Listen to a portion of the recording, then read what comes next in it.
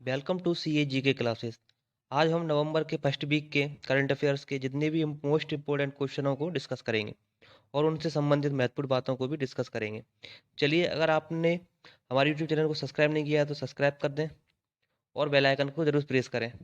चलिए video start करते हैं। पहला प्रश्न है, टाइम्स हायर एजुकेशन की प्रतिष्ठित रैंकिंग 2021 में शीर्ष स्थान पर कौन सा विश्वविद्यालय रहा? सही आंसर इसका Harvard University. Times Higher Education की विश्व प्रतिष्ठित रैंकिंग 2021 में शीर्ष स्थान पर अमेरिका में स्थित है हार्वर्ड विश्वविद्यालय रहा। जबकि दूसरे स्थान पर रहा था मैसाचुसेट्स प्रौद्योगिकी संस्थान। तो तीसरे स्थान पर रहा था यूनिवर्सिटी ऑफ ऑक्सफोर्ड। जबकि 10वें स्थान पर रहा था सिंगुआ यूनिवर्सिटी। इन विश्वविद्यालय में की सूची में भारतीय विज्ञान संस्थान बेंगलोर, आईआईटी बॉम्बे, आईआईटी दिल्ली और आईआईटी मद्रास भी शामिल थे। अगला प्रश्न है, किस शिक्षा बोर्ड ने स्कूलों में वीरगाथा प्रोजेक्ट लॉन्च किया? HSBC, CBSE, NCERT या MP बोर्ड? तो सही आंसर है इसका CBSE ने। वीरगाथा परियोजना का उद्देश्य स्कूली छात्रों के बीच वीरता पुरस्कार पाने वाले विजेताओं एवं बहादुर कृत्यों और उनके बलिदानों के बारे में उन्हें जागरूकता देना है। CBSE के द्वारा वीरगाथा परियोजना का संचालन 21 अक्टूबर से 20 नवंबर तक किया जाएगा। अगला प्रश्न है, स्विट्जरलैंड में भारत का राजदूत निम्न में से किसे नियुक्त किया गया है? तो सही आंसर है इसका संजय भट्टाचार्य को। संजय भट्टाचार्य को 3 नवंबर 2021 को स्विट्जरलैंड में भारत का राजदूत नियुक्त किया गया है। विदेश मंत्रालय ने यह जानकारी दी है। भट्टाचार्य अभी मंत्रालय में सचिव के पद पर कार्यरत हैं। संजय भट्टाचार्य 1987 बैच के भारतीय विदेश सेवा के अधिकारी हैं। मंत्रालय के अनुसार भट्टाचार्य जल्दी ही पदभार ग्रहण करेंगे। अगला प्रश्न है, हाल ही में ऑस्ट्रेलिया के किस पूर्व ऑलराउंडर खिलाड़ी का निधन हो गया? सही आंसर इसका एलन डेविडसन। इन्होंने 10 साल तक ऑस्ट्रेलिया टीम का प्रतिनिधित्व किया। इस दौरान इन्होंने 44 टेस्ट मैच कंगारू टीम के लिए खेले थे। एलन डेविडसन ने ऑस्ट्रेलिया के लिए 44 टेस्ट मैच खेले, जिनमें से उन्होंने 1328 रन बनाए थे। उन्होंने इस दौरान 5 अर्धशतक। टेस्ट क्रिकेट में उनका सर्वश्रेष्ठ स्कोर रहा था 80 रन। अगला प्रश्न है, ब्रुनेई देश में भारत का उच्चायुक्त किसे नियुक्त किया गया है? तो सही आंसर इसका आलोक अमिताभ डिमरी। आलोक अमिताभ डिमरी 1988 बैच के IAS अधिकारी हैं, जो कि दारुसलाम में भारत के नए उच्चायुक्त होंगे। वह दोनों देशों के बीच पारंपरिक एवं सांस्कृतिक संबंधों और संयुक्त राष्ट्र, राष्ट्रमंडल, आसियान आदि के सामान्य सदस्यता के आधार पर संबंध स्थापित करने के लिए कार्य करेंगे। इसके अलावा ब्रुनेई देश की राजधानी है बैंडर शहरी बेगावन। ब्रुनेई देश की मुद्रा का नाम है ब्रुनेई डॉलर। अगला प्रश्न है, किस मेट्रो को सर्वश्रेष्ठ यात्री सेवाओं के लिए पुरस्कार से सम्मानित किया गया? तो सही आंसर इसका दिल्ली मेट्रो को। दिल्ली मेट्रो रेल कॉरपोरेशन के मंगू सिंह को आवास मंत्री हरदीप सिंह पुरी ने यह सम्मान दिया। सूरत को सर्वश्रेष्ठ सार्वजनिक परिवहन प्रणाली के लिए सम्मानित किया गया, जबकि कोच्चि को सबसे टिकाऊ परिवहन प्रणाली के लिए पुरस्कृत किया गया। दिल्ली में आयोजित 14 शहरी गतिशीलता भारत सम्मेलन 2021 में दिल्ली मेट्रो को यह सम्मान दिया गया। अगला प्रश्न है, NCRB की एक रिपोर्ट के अनुसार देश में हर रोज कितने बच्चे खुदकुशी करते हैं? सही आंसर इसका 31 बच्चे। आंकड़ों के अनुसार साल 2020 में 18 वर्ष से छोटे 11,396 बच्चों ने अपने जीवन खत्म कर लिया था। यही संख्या 2019 के मुकाबले 18% अधिक है। NCRB की रिपोर्ट के अनुसार बच्चों की आत्महत्या की यह संख्या 2 साल पहले से भी 21% अधिक है। 2019 में 9,613 और 2018 में 9,413 बच्चों ने आत्महत्या की थी। अगला प्रश्न है, 47वीं सीनियर नेशनल एक्वाटिक चैंपियनशिप किसने जीती? सही आंसर है इसका कर्नाटक राज्य ने। इस प्रतिस्पर्धा में 17 साल के संभव ने 50 मीटर फ्री स्टाइल स्पर्धा में स्वर्ण पदक जीता। संभव ने 47वीं सीनियर नेशनल एक्वाटिक चैंपियनशिप में भारत ने 4 स्वर्ण पदक और 1 कांस्य पदक जीता। कुशाग्र ने पुरुषों के 1500 मीटर फ्री स्टाइल में एक और राष्ट्रीय रिकॉर्ड अपने नाम किया था, कुशाग्र के द्वारा। अगला प्रश्न है, T20 इंटरनेशनल क्रिकेट में सबसे तेज 35 मैच में 100 विकेट लेने वाले दुनिया के पहले खिलाड़ी निम्न में से कौन बन गए हैं? सही आंसर इसका राशिद खान। इससे पहले टी20 इंटरनेशनल सबसे तेज 100 विकेट लेने वाले थे श्रीलंका के पूर्व गेंदबाज थे लसिथ मलिंगा। मलिंगा ने टी20 इंटरनेशनल 100 विकेट का आंकड़ा छूने के लिए 36 मैच खेले थे ओनली, वो 76 मैच खेले थे। अगला प्रश्न है, दुनिया की सबसे मूल्यवान कंपनी कौन सी बनी है? तो सही आंसर इसका माइक्रोसॉफ्ट।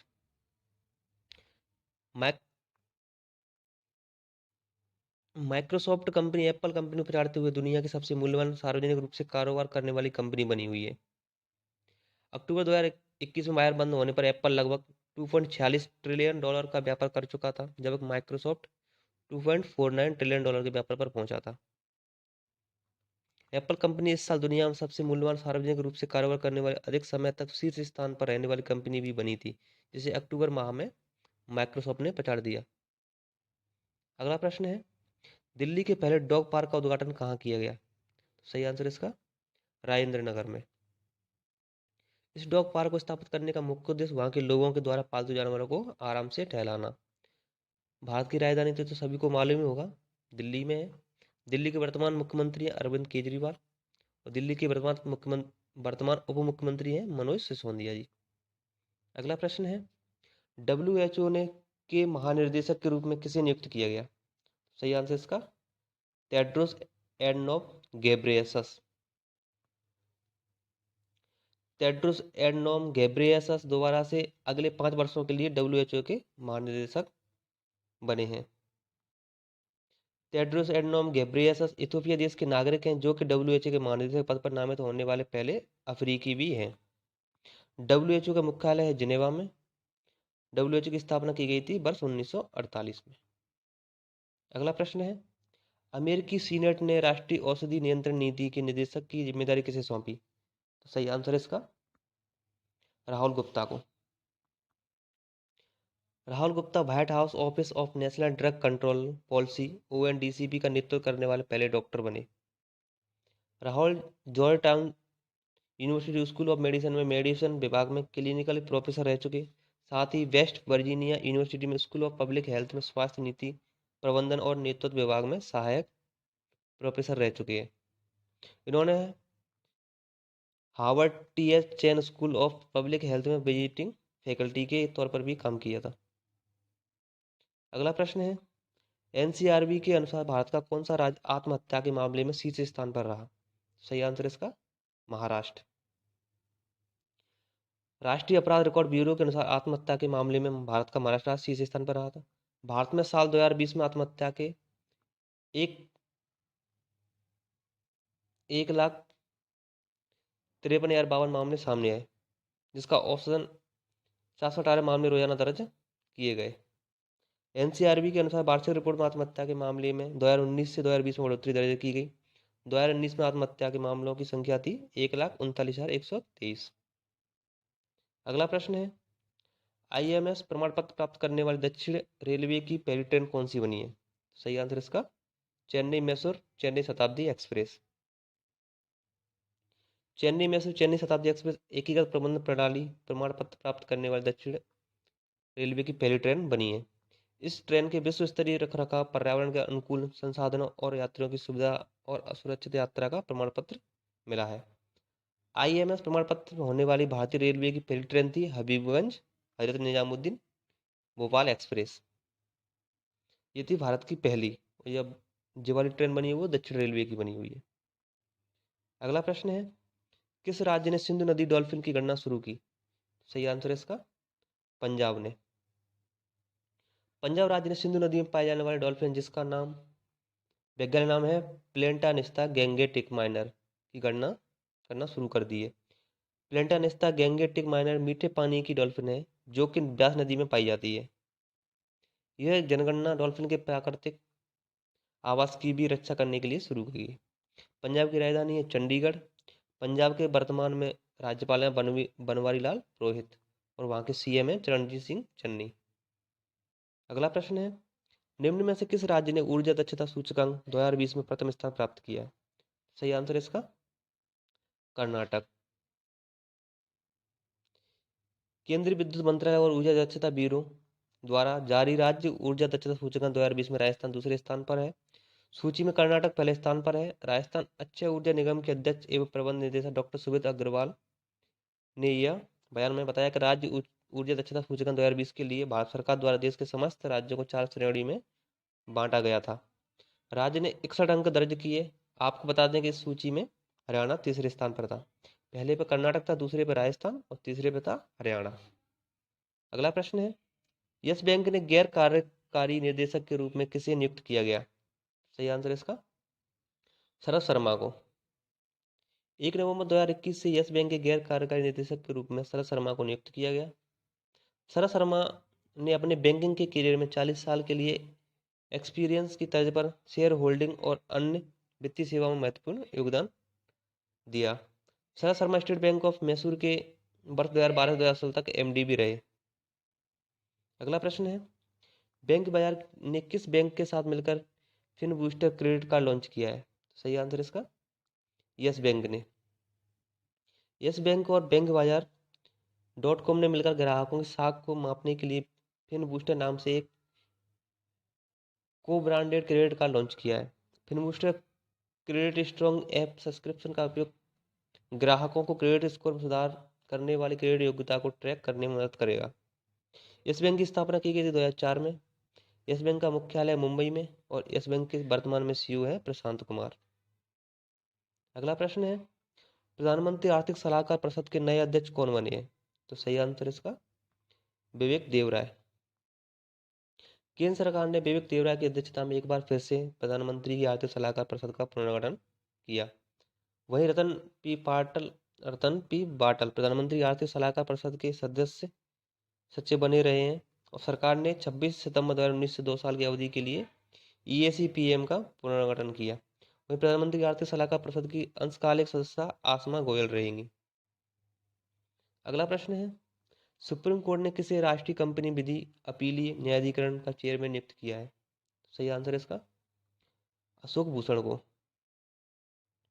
सुप्रीम कोर्ट ने के पूर्व न्यायाधीश अशोक भूषण को राष्ट्रीय कंपनी विधि अपीलीय न्यायाधिकरण के चेयरमैन के रूप में नियुक्त किया है। अशोक भूषण थे जो केरल उच्च न्यायालय के पूर्व मुख्य न्यायाधीश रहे, जो कि 4 साल की अवधि में 70 वर्षीय आयु प्राप्त करने वाले हैं। इसके अलावा न्यायमूर्ति रामलिंगम सुधार को अर्ध न्यायिक निकाय नेशनल कंपनी लॉ ट्रिब्यूनल के अध्यक्ष के रूप में 5 सालों के लिए नियुक्त किया गया है। किसको किया गया है? न्यायमूर्ति रामलिंगम सुधाकर को। अगला प्रश्न है, ऑक्सफोर्ड इंग्लिश डिक्शनरी का वर्ड ऑफ द ईयर 2021 के शब्द को चुना गया? सही आंसर इसका वैक्स।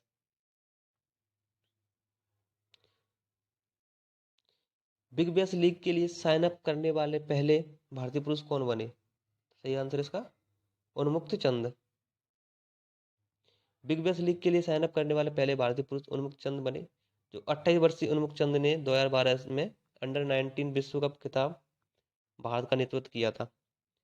इसके अलावा वो आईपीएल में Delhi Daredevils, Mumbai Indians और राजस्थान रॉयल्स जैसी टीमों को भी नेतृत्व कर चुकी है।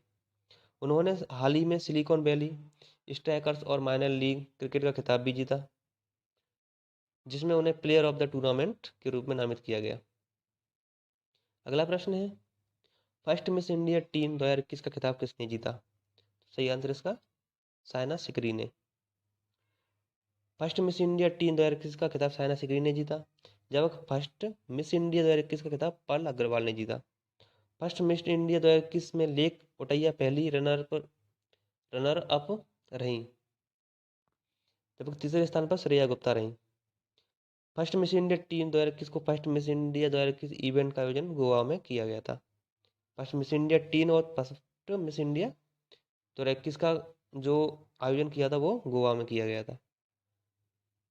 अगला प्रश्न है, किस झील को अपना पहला ओपन एयर फ्लोटिंग थिएटर मिला?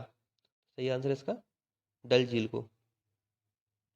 डल झील को अपना पहला ओपन एयर फ्लोटिंग थिएटर मिला। डल झील जम्मू कश्मीर में स्थित है। जम्मू कश्मीर में आने वाले पर्यटक को पर्यटक नाव में बैठाकर फिल्म देखने की सुविधा जम्मू कश्मीर पर्यटन विभाग द्वारा की गई है। डल झील में 4 बड़ी बड़ी स्क्रीन लगाई गई हैं। डल झील में स्थापित किए गए तैरते हुए थिएटर में पहली बार फिल्म दिखाई गई थी कश्मीर की कली। अगला प्रश्न है, कौन व्यक्ति हाल ही में पावर फाइनेंस कॉर्पोरेशन के नए निदेशक बने? सही आंसर इसका राजीव रंजन झा। हाल ही में सार्वजनिक क्षेत्र की पावर फाइनेंस कॉरपोरेशन ने राजीव रंजन झा को अपना निदेशक बनाया। पाठकों को बता दें कि राजीव रंजन झा इससे पहले पीएफसी में परियोजना विभाग के कार्यकारी निदेशक के रूप में कार्य कर रहे थे। झा के पास अक्षय ऊर्जा ऋण पोर्टफोलियो संभालने तथा परियोजना मूल्यांकन के क्षेत्र में व्यापक अनुभव था, इसलिए इन्हें पावर फाइनेंस कॉरपोरेशन के निदेशक बना दिए गए थे। अगला प्रश्न है, विश्व किक बॉक्सिंग चैंपियनशिप में तेजुल इस्लाम ने कौन सा पदक जीता? सही आंसर है इसका स्वर्ण पदक। 3 साल की तजामुल इस्लाम वर्ल्ड किक बॉक्सिंग चैंपियनशिप के अंडर 14 वर्ग में एक बार फिर गोल्ड मेडल जीतकर भारत का नाम रोशन किया। तजामुल इस्लाम जम्मू कश्मीर के बांदीपोरा जिले की रहने वाली है। वो अपने कैरियर में 2 बार टाइम्स विश्व किक बॉक्सिंग चैंपियन रह चुकी है। जम्मू कश्मीर की राजधानी है श्रीनगर। जम्मू कश्मीर के वर्तमान उपराज्यपाल है मनोज सिन्हा। अगला प्रश्न है, एथलेटिक्स के क्षेत्र में वर्ष 2021 का मेजर ध्यानचंद खेल रत्न पुरस्कार किसे दिया गया? सही आंसर इसका नीरज चोपड़ा को। नीरज चोपड़ा को एथलेटिक्स के क्षेत्र में वर्ष 2021 का मेजर ध्यानचंद खेल रत्न पुरस्कार दिया गया। वही रेसलिंग में रवि कुमार को, बॉक्सिंग में लवलीन बोरगोहन को, हॉकी में श्रीजेश पीआर और पैराशूटिंग में अवनी लेखरा को भी मेजर ध्यानचंद पुरस्कार दिया गया।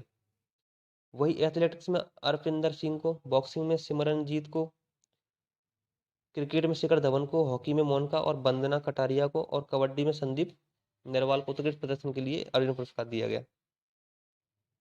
इतने लोगों को अर्जुन पुरस्कार दिया गया है।